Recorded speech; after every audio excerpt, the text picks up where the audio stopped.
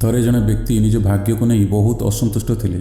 ସେ ସବୁବେଳେ ନିଜକୁ ଅଭିଶାପ ଦେଉଥିଲେ, ମୁଁ କେଉଁ ପ୍ରକାର ଜୀବନ ପାଇଛି, କ'ଣ ଏ ଜୀବନ, ମୋରି ସବୁ ସମସ୍ୟା କ'ଣ ପାଇଁ ରହିଛି, ସବୁ ଦୁଃଖ ମୋତେ କ'ଣ ପାଇଁ ଘେରି ରହିଛି, ସବୁ ସମସ୍ୟା ମୋ ଉପରେ କାହିଁ ପଡ଼ିଥାଏ। ଦିନେ ସେ ଏମିତି ବସି ନିଜକୁ ଅଭିଶାପ ଦେଉଥିଲା କି ଭାଗ୍ୟ ମୋର, ମୋ ଭାଗ୍ୟ କ'ଣ, ମୋ ଜୀବନ କ'ଣ। ତାପରେ ହଠାତ୍ ଏକ ବାଜ ଆସି ଗୋଟେ ଶିକାରୀକୁ ତା'ର ପଞ୍ଜାରେ ଧରି ଏକ ଗଛ ଉପରେ ଆସି ବସିଯାଏ, ଆଉ ସେଠାରେ ହିଁ ସେ ନିଜ ଶିକାରୀକୁ ଖାଇବା ଆରମ୍ଭ କରିଦିଏ। ସେତେବେଳେ ଏହି ଅଶାନ୍ତ ବ୍ୟକ୍ତି ବାଜକୁ ଦେଖି ସେ କହିବା ଆରମ୍ଭ କରେ ଯେ ଏହା ହେଉଛି କେଉଁ ପ୍ରକାର ଜୀବନ, ଏ ବାଜ କେତେ ମଜାଦାର ଜୀବନ ବିତାଉଛି। ନା ଆକୁ ଖାଇବାକୁ ନେଇ ଚିନ୍ତିତ ହେବାକୁ ପଡ଼ୁଛି, ନା ପିଇବା ବିଷୟରେ, ନା ପିନ୍ଧିବା ବିଷୟରେ, ନା ପରିବାର ବିଷୟରେ। ଖୋଲା ଆକାଶରେ ଶିକାର କରି ବୁଲୁଛି, ତ କେତେବେଳେ ଏଠାରେ ତ କେତେବେଳେ ସେଠାରେ ବୁଲୁଛି, ସାରା ଦିନ ଆକାଶରେ ବୁଲୁଛି। ଏହା ହେଉଛି ବାସ୍ତବ ଆଉ ମଜାଦାର ଜୀବନ। ଅସଲି ଜୀବନ ତ ଏହି ବାଜ ବିତାଉଛି। ଏବଂ ତାପରେ ସେ ଆକାଶ ଆଡ଼କୁ ଚାହିଁ ଜୋରରେ ଚିତ୍କାର କରେ ଯେ ମୁଁ ଚାହେଁ ମୁଁ ମଧ୍ୟ ଏକ ବାଜ ହୋଇଯାନ୍ତି, ତାହେଲେ ମୁଁ ବି କୌଣସି ଦୁଃଖ ଅନୁଭବ କରିପାରନ୍ତି ନାହିଁ କିମ୍ବା କୌଣସି ଅସୁବିଧା ଅନୁଭବ କରିପାରନ୍ତି ନାହିଁ। ମୁଁ ଚାହେଁ ମୁଁ ମଧ୍ୟ ଏକ ବାଜ ହୋଇଯାନ୍ତି, ମୁଁ ଚାହେଁ ମୁଁ ମଧ୍ୟ ଏକ ବାଜ ହୋଇଯାନ୍ତି। ଯେତେବେଳେ ସେ ଏମିତି 2-3 ଥର ଜୋରରେ ଚିତ୍କାର କରି କୁହେ କି ମୁଁ ଚାହୁଁଛି ଯେ ମୁଁ ମଧ୍ୟ ଏକ ବାଜ ହୋଇଯାନ୍ତି, ମୁଁ ମଧ୍ୟ ଦୁଃଖିତ ହେବି ନାହିଁ କିମ୍ବା କୌଣସି ଅସୁବିଧା ଅନୁଭବ କରିବି ନାହିଁ। ତାପରେ ହଠାତ୍ ଆକାଶ ମାର୍ଗରେ ବଜ୍ରପାତ ହେବାକୁ ଲାଗେ ଏବଂ ଆକାଶରୁ ଏକ ଶବ୍ଦ ଆସେ ଯେ ହେ ମନୁଷ୍ୟ, ଆମେ କ'ଣ ସତ ଶୁଣୁଛୁ ଯେ ଆମେ ତୁମକୁ ଜୀବନ ଦେଇଛୁ, ସେଥିରେ ତୁମେ ବିରକ୍ତ ହୋଇଯାଇଛ, ଦୁଃଖୀ ଅଛ ଏବଂ ଏକ ବାଜ ହେବାକୁ ଚାହୁଁଛ। ଆକାଶ ମାର୍ଗରୁ ଏହି ଶବ୍ଦ ଶୁଣିବା ପରେ ବ୍ୟକ୍ତି ଜଣକ ଆଶ୍ଚର୍ଯ୍ୟ ହୋଇଯାଏ ଓ ଆକାଶକୁ ଦେଖି କୁହେ, ହଁ, ମୁଁ ମୋର ଏହି ଜୀବନରେ ବିରକ୍ତ ହୋଇଯାଇଛି, କାରଣ ପ୍ରତ୍ୟେକ ସମସ୍ୟା ମୋ ସହିତ ଅଛି, ପ୍ରତ୍ୟେକ ଦୁଃଖ ମୋ ସହିତ ଅଛି, ପ୍ରତ୍ୟେକ କଷ୍ଟ ମୋ ସହିତ ଅଛି। ତାପରେ ଆକାଶରୁ ଏକ ସ୍ୱର ଆସେ, ହେ ମନୁଷ୍ୟ, ପୁଣି ଥରେ ଚିନ୍ତା କର, ଆମେ ତୁମକୁ ବହୁତ ସୁନ୍ଦର ଜୀବନ ଦେଇଛୁ, କିନ୍ତୁ ଥରେ ଆମେ ତୁମକୁ ବାଜରେ ପରିଣତ କରିଦେଲେ ଆଉ ଆମେ ଚାହିଁବି ତୁମକୁ କେବେ ମଣିଷରେ ପରିଣତ କରିପାରିବୁ ନାହିଁ। ଏହା ଶୁଣି ବ୍ୟକ୍ତିଟି ତୁରନ୍ତ ଉତ୍ତର ଦିଅନ୍ତି ଯେ ମୁଁ ଭଲ ଭାବରେ ଭାବିଲି ଯେ ମୁଁ ଏକ ବାଜ ହେବାକୁ ଚାହୁଁଛି, ଆଉ ଥରେ ମୁଁ ବାଜ ହେବା ପରେ ମୁଁ କେବେ ବି କହିବି ନାହିଁ ଯେ ମୁଁ ମଣିଷ ହେବାକୁ ଚାହୁଁଛି। ତାପରେ ତା'ର ଇଚ୍ଛା ଅନୁଯାୟୀ ଉପରୁ ଏକ ସ୍ୱର ଆସେ, ଯାହା ତୁମର ଇଚ୍ଛା, ଆଉ ତାପରେ ସେହି ବ୍ୟକ୍ତି ଏକ ବାଜରେ ପରିଣତ ହୋଇଯାଏ। ସେହି ବ୍ୟକ୍ତି ବାଜ ହେବା ମାତ୍ରେ ଖୋଲା ଆକାଶରେ ଉଡ଼ିବା ଆରମ୍ଭ କରିଦିଏ। କେତେବେଳେ ଏଠାକୁ ତ କେତେବେଳେ ସେଠାକୁ ଉଡ଼ିଯାଏ ଏବଂ ଭାବୁଥାଏ ଏହା କେତେ ମଜାଦାର ଜୀବନ, ଏହା ହିଁ ଏକ ବାସ୍ତବ ଜୀବନ। ନା କୌଣସି ଉତ୍ତେଜନା ଅଛି, ନା କୌଣସି ସମସ୍ୟା ଅଛି, ନା କୌଣସି ଭୟ ଅଛି। ସେ ଦୀର୍ଘ ସମୟ ଧରି ଆକାଶରେ ଏମିତି ଉଡ଼ି ବୁଲେ, 2-3 ମିନିଟ୍ ପର୍ଯ୍ୟନ୍ତ ଡେଣା ବଢ଼ାଏ, ତାପରେ ଡେଣାଟି ପିଟିବା ବନ୍ଦ କରିଦିଏ ଆଉ ଦୀର୍ଘ ସମୟ ପର୍ଯ୍ୟନ୍ତ ଆକାଶରେ ଉଡ଼ି ବୁଲେ। ଏହିଭଳି ଭାବରେ ସନ୍ଧ୍ୟା ସମୟ ପାଖେଇ ଆସେ ଏବଂ ସେ ଭାବେ ଯେ ରହିବା ପାଇଁ ଏକ ସ୍ଥାନ ରହିବା ନିହାତି ଆବଶ୍ୟକ। ମୋର ନିଜର ଏକ ଘର ହେବା ଉଚିତ ଯେଉଁଠାରେ ମୁଁ ରାତିରେ ରହିପାରିବି। ତାପରେ ସେ ନଡ଼ା ବାଡ଼ି ସଂଗ୍ରହ କରିବା ଆରମ୍ଭ କରେ ଏବଂ ଏକ ଉଚ୍ଚ ଗଛ ଉପରେ ନିଜର ଘର ତିଆରି ଆରମ୍ଭ କରେ। ଗୋଟିଏ ପରେ ଗୋଟିଏ କାଠ କାଟି ଯୋଗାଡ଼ କରି ସେ ନିଜ ପାଇଁ ଏକ ସୁନ୍ଦର ଘର ତିଆରି କରି ସେଠାରେ ସେ ରାତିରେ ଶୋଇଯାଏ। ଆଉ ସେହି ଶୋଇକି ଭାବେ ଯେ ସେ ସକାଳୁ ଉଠି ଶିକାର କରିବ ଏବଂ ସକାଳେ ସେ ପୁଣି ମଜା କରିବ ଏବଂ ଖୋଲା ଆକାଶରେ ଉଡ଼ିବ। ଏମିତି ଭାବି ଭାବି ଶୋଇଗଲା। ସକାଳେ ସେ ଶିକାର କରିବାକୁ ଯାଇ ଖୋଲା ଆକାଶରେ ଉଠିଲା ଆଉ ଆକାଶ ଉପରୁ ତା'ର ଶିକାର ଖୋଜିବା ଆରମ୍ଭ କରିଦେଲା। ଏମିତି ବହୁତ ଟାଇମ୍ ସେ ଶିକାର ଖୋଜିବା ଆରମ୍ଭ କରିସାରିଲା ପରେ ବି ତାକୁ କୌଣସି ଶିକାର ମିଳୁନଥାଏ। ସେ ଏମିତି ଶିକାର ଖୋଜୁଥାଏ କିନ୍ତୁ ତାକୁ କିଛି ମିଳୁନଥାଏ। ଏହାପରେ ସେ ଦେଖେ କି ନିକଟରେ ଏକ ଜଙ୍ଗଲ ଅଛି ଏବଂ ଭାବେ କି ସେ ସେହି ଜଙ୍ଗଲକୁ ଯାଇ ସେଠାରେ କିଛି ଭଲ ଶିକାର ପାଇପାରିବ। ସେ ଜଙ୍ଗଲକୁ ଯାଇ ଜଙ୍ଗଲ ଭିତରେ ଶିକାର ଖୋଜିବା ଆରମ୍ଭ କରିଦେଲା। କିଛି ସମୟ ଏମିତି ଗଲା ପରେ ବି ସେ କିଛି ପାଇନଥିଲା। ସନ୍ଧ୍ୟା ପାଖେଇ ଆସୁଥିବାର ଦେଖି ସେ ନିରାଶ ହୋଇ ନିଜ ଘରକୁ ଫେରୁଥାଏ। ଏକ ପ୍ରକାର ସେ ଥକିଯିବା ପରେ ଏକ ଗଛ ଉପରେ ବସିଥିଲା।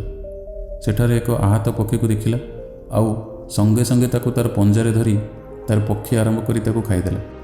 ସେହି ପକ୍ଷୀକୁ ଖାଇବା ପରେ ସେ ନିଜ ବସାକୁ ଫେରି ଆସୁଥିଲା ବେଳେ ଭାବେ ଯେ ଏହା ଅସୁସ୍ଥ ପକ୍ଷୀ ହୋଇଥିଲେ ମଧ୍ୟ କିଛି ତ ଖାଇବାକୁ ମିଳିଲା। ସେ ତା ବସାରେ ପହଞ୍ଚିବା ପରେ ବିଶ୍ରାମ ନେବା ଆରମ୍ଭ କରେ ଏବଂ ଭାବେ ଯେ ମୁଁ କାଲି ସକାଳେ ଏକ ଭଲ ଶିକାର ଧରିବି ଏବଂ ମୋର ଭୋକ ମେଣ୍ଟାଇବି। ସକାଳୁ ସେ ପୁଣି ଖୋଲା ଆକାଶରେ ଶିକାର ଖୋଜିବା ଆରମ୍ଭ କରିଦିଏ, କିନ୍ତୁ ଆଜି ବି ତାକୁ କିଛି ମିଳେ ନାହିଁ। ଦୀର୍ଘ ସମୟ ଧରି ସେ ଆକାଶରେ ଉଡ଼ିଯାଇ ଚତୁର ଆଖିରେ ଶିକାର ଖୋଜୁଥିଲେ ମଧ୍ୟ କିଛି ପାଇନଥିଲା।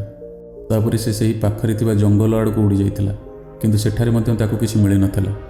ଏମିତି ଉଡ଼ିବା ପରେ ସନ୍ଧ୍ୟା ପାଖେଇ ଆସେ ଏବଂ ସେ ନିରାଶ ହୋଇ ନିଜ ବସାକୁ ଫେରୁ ଫେରୁ ବାଟରେ ସେ ଏକ ଗଛ ଉପରେ ବସି ଭାବିଲା, ଆଜି ବି ଏକ ଅସୁସ୍ଥ ପକ୍ଷୀ ମୋ ପାଇଁ ଅପେକ୍ଷା କରିଥାନ୍ତା କି? କିନ୍ତୁ ପ୍ରତିଥର ଭାଗ୍ୟ ଏମିତି ଦୟାଳୁ ହୋଇନଥାଏ ଏଥର କୌଣସି ପକ୍ଷୀ ନ ମିଳିବାରୁ ସେ ଥକିଯାଇ ନିଜ ବସାକୁ ଫେରିଯାଏ। ଆଉ ବସା ପାଖରେ ପହଞ୍ଚିଲା ପରେ ଭୋକିଲା ଶୋଇବାକୁ ଯାଇ ଭାବେ ଯେ ଆସନ୍ତାକାଲି ସକାଳେ ସେ ଏକ ବଡ଼ ଶିକାରୀକୁ ଧରିବ ଏବଂ ଆଜିର ଭୋକ ମେଣ୍ଟାଇ ଦେବ। ଏମିତି ଭାବି ରାତିରେ ସେ ନିଜ ବସାରେ ଗଭୀର ନିଦରେ ଶୋଇଯାଏ। ସେ ଶୋଇଥିବା ବେଳେ ହଠାତ୍ ଏକ ପ୍ରବଳ ବେଗରେ ଝଡ଼ ଆସେ, ଯାହା ତାକୁ ଏବଂ ତା ବସାକୁ ଅଲଗା ଅଲଗା ଦିଗରେ ଫିଙ୍ଗିଦିଏ।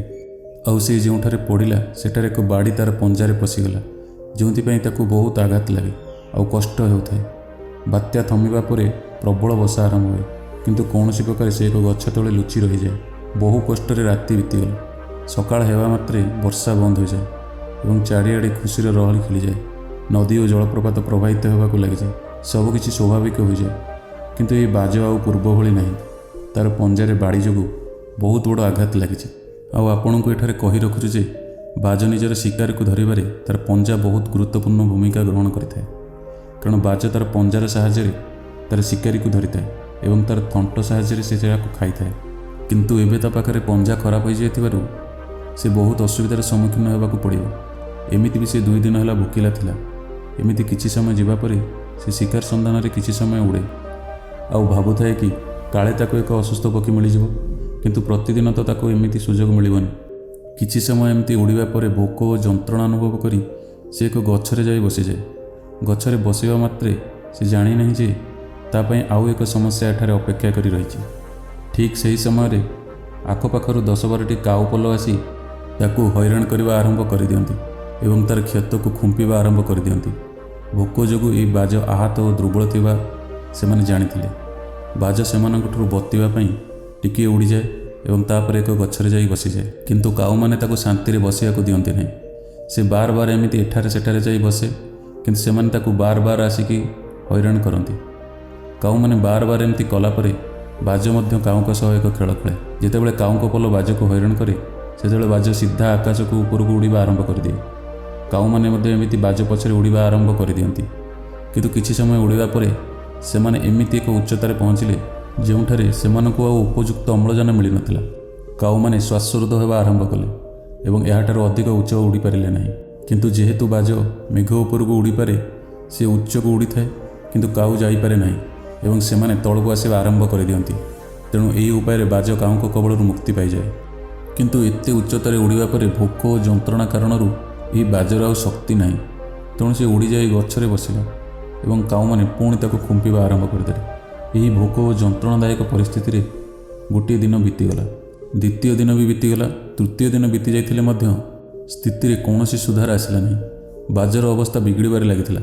ଚତୁର୍ଥ ଦିନ ଯେତେବେଳେ ଶେଷ ହେବାକୁ ଯାଉଥାଏ, ସେ ଉଡ଼ିଯାଇ ନିକଟସ୍ଥ ଏକ ମଣିଷମାନଙ୍କ ଚିକିତ୍ସାଳୟର ଛାତ ଉପରେ ବସିଯାଏ ଏବଂ ସେଠାରେ ରୋଗୀମାନଙ୍କୁ ଅତିକ୍ରମ କରୁଥିବାର ଦେଖି ଭାବେ ଯେ ମୁଁ ଯଦି ଜଣେ ମଣିଷ ହୋଇଥାନ୍ତି ତାହେଲେ ମୁଁ ଡାକ୍ତରଖାନାରୁ ମୋ ଆଘାତର ଚିକିତ୍ସା କରାଇ ପାରିଥାନ୍ତି, କିମ୍ବା ମୁଁ କାହାକୁ କହିପାରିଥାନ୍ତି ଯେ ମୁଁ ଭୋକିଲା ଓ ଅସୁବିଧାରେ ଅଛି।